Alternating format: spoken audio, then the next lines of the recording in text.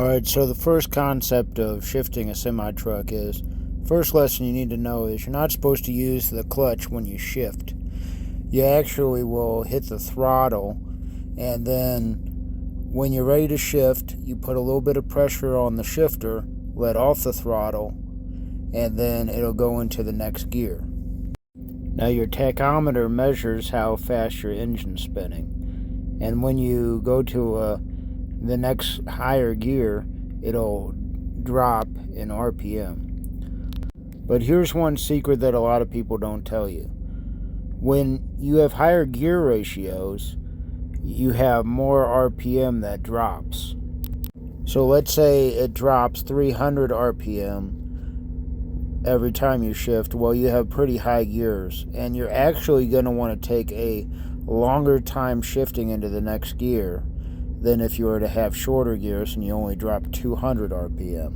That's something that a lot of people don't. Another thing people don't understand is you should really heel toe down every time you downshift, which means you hit the brake with your toe, and with the heel you kind of just bump the throttle to downshift.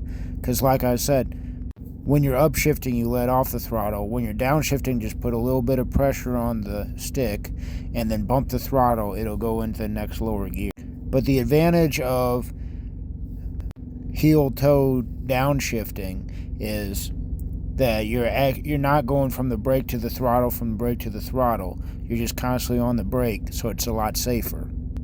So like I said, when you're upshifting, you want to take a little bit longer if you have low gear ratios, if your RPMs drop a lot when you shift. But when you're downshifting, you also want to take it a little bit slower if you have long gear ratios.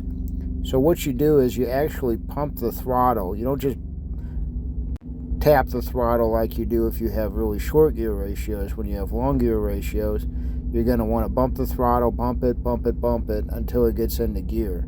And that has gotten me out of a lot of jits. And those are just a couple quick tips I have about floating gears, downshifting, upshifting, and the basics. I'll do a video that's a lot more in depth, but I just wanted to cover these couple things because a lot of people don't really think about them.